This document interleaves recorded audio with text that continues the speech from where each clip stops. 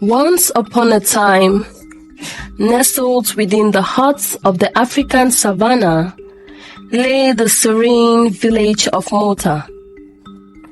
Here dwelt Mr. and Mrs. Casey, a couple whose love shone brightly like the midday sun. For 15 fruitful years, they always enjoyed each other's company, enjoying the warmth of their affection.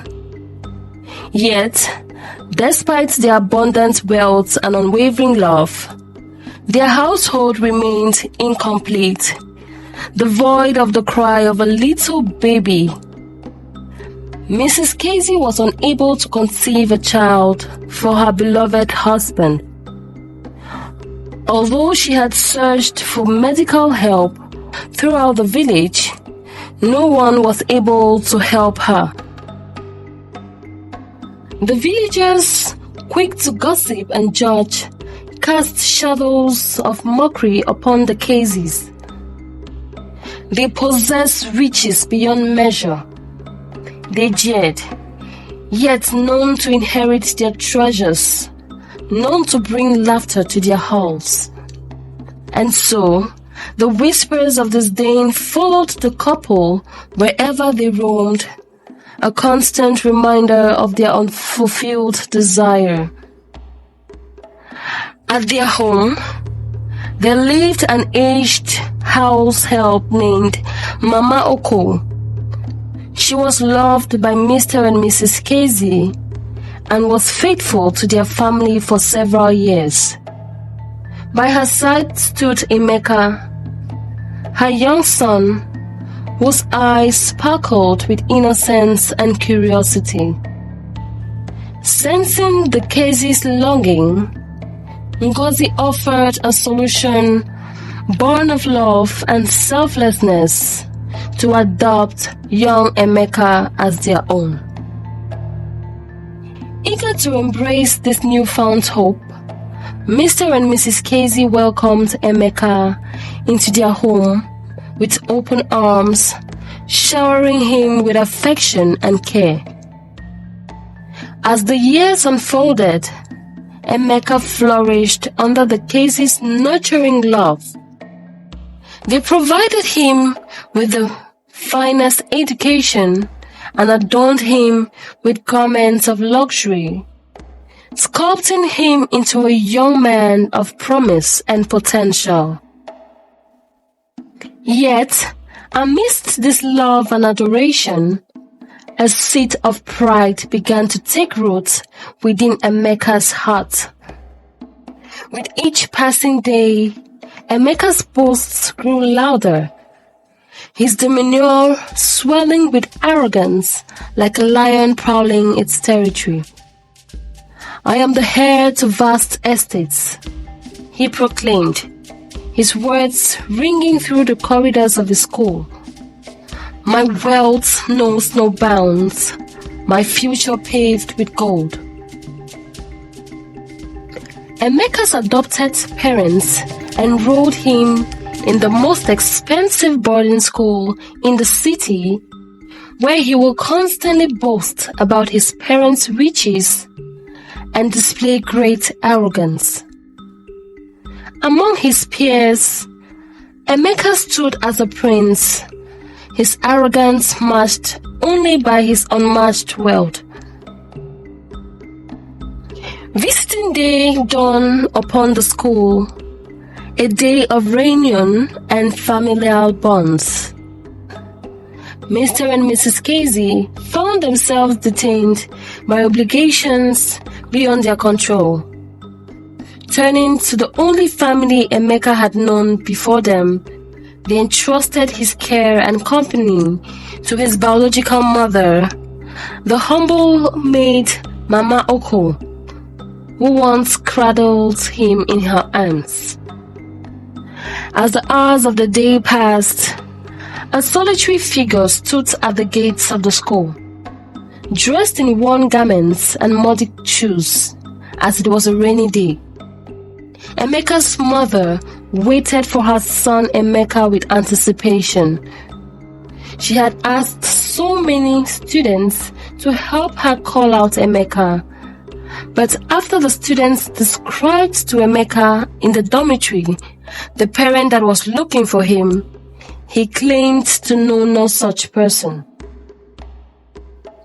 After insistence, Mama Oko waited for her son Emeka, and finally, when her gaze fell upon her son, no warmth greeted her weary eyes, only the chill of indifference.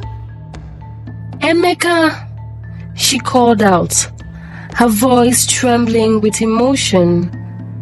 "My son, it is I, your mother." But Emeka turned a deaf ear to her pleas.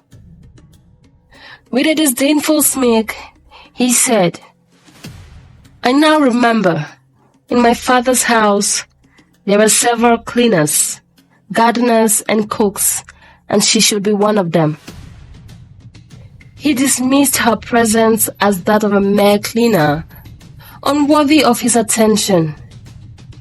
His friends chuckled at the spectacle, their laughter a cruel echo of his own arrogance. Heart heavy with sorrow, Emeka's mother retreated into the embrace of solitude, her tears mingling with the rain-soaked earth. For hours, she thought where she had failed and what could be reason for such an uncalled behavior from her own son.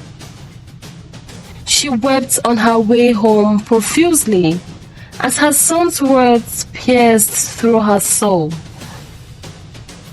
In the days that followed, the halls of the school whispered of the boy who denied his mother, giving her the title of a maid. Emeka's confidence dropped immensely as he knew in his heart that Mama Oko was his biological mother. As years passed, Emeka grew into a strong young man, but with each passing day, a darkness seemed to cloud his heart. He began to rebel against the very people who had given him everything, causing anguish to Mr. and Mrs. Casey. Mama Oko, his mother, respected for her wisdom, observed Emeka's behavior with a heavy heart. Unable to bear witness to his transgressions any longer, she approached Mr. and Mrs. Casey, revealing the truth of Emeka's actions. She revealed all Emeka's misdeeds, and the visiting day incident shocked and dismayed. Mr. Casey's anger ignited like a wildfire. In a moment of fury, Mr. Casey made the decision to send Emeka back to his biological mother, hoping that a return to his roots would humble him. Meanwhile, Mrs. Casey carried a secret within her womb. She was pregnant with twins, a blessing they had longed for. As the days turned into weeks, the attention of the household shifted towards the impending arrival of the twins. However, amidst the celebrations, Emeka found himself alone, grappling with the consequences of his actions. Back in his childhood home with Mama Oko, Emeka faced the harsh reality of his laziness and disrespect. His days were filled with toil and hardship, a stark contrast to the comfort he once knew. With each passing day, he reflected on his past deeds, longing for forgiveness and redemption. Meanwhile, Mrs. Casey went into labor, and with the guidance of the village midwife, she safely brought forth twins, a boy and a girl. The air was filled with jubilation as the Casey household welcomed the newest members of their family. In the midst of the celebration, Emeka's heart was heavy with remorse. He realized the depth of his mistakes and the pain he had caused his loved ones. Determined to make amends, he returned to his adopted parents with Mama Oko, his mother, humbling, pleading for forgiveness. Touched by his sincerity, Mr. and Mrs. Casey embraced Emeka, welcoming him back into their home with open arms.